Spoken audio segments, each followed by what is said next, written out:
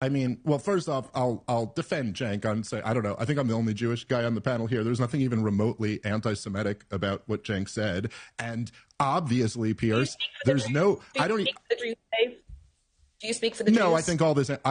No, I don't. I think actually all this identitarianism is pretty stupid, but I think it was pretty stupid to call Cenk anti-Semitic for saying that obviously Israel. I mean, Pierce, it's just completely undeniable that Israel wants this war. Every other week, Netanyahu comes here, and when he does, that's all they talk about. And if you want to say that, I mean, look, of all the wars, in fact, John Mearsheimer and Walt wrote that great book, The Israel Lobby, and they had a couple of great anecdotes in there where U.S. officials were saying during the Iraq war to the Israelis, like, hey, shut up, because you're making this look like this is a war for Israel. Like, you don't want to reveal that too much. In this case, this is clearly a war for Israel. I mean, that's what the geopolitical motivator is here. And listen, for both you guys, I'm an anti-government guy across the board. I'm anti all governments, including the mullahs and the Ayatollah. But if you're actually arguing that U.S. foreign policy moves based on humanitarian impulses, it's just too ridiculous. I mean, we back the Saudis in their genocide of the people of Yemen. We back Israel in their genocide of the people of Gaza. We back all types of just brutal regimes. The United Arab Emirates and their role in Sudan right now, that doesn't stop us from backing them. So the idea that this has anything to do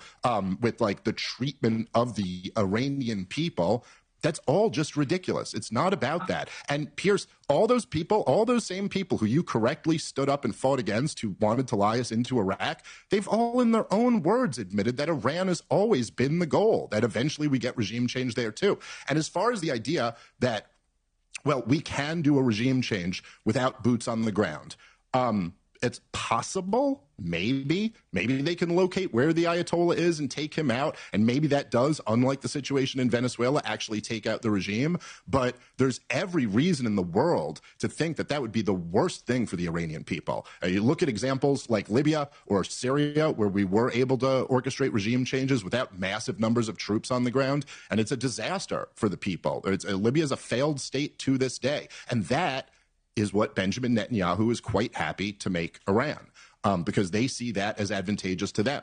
And so, yeah, that's all a big part of this, and why any sane American would want to support this policy. It makes no sense. As Cenk said, no one wants this war. None of the other states in the region want it. Europe doesn't want it. Your own country, Pierce, has been given pushback to the U.S. over the last 48 hours about it. The American people don't want it. The only people who want this war are Israel and the Israel lobby, essentially.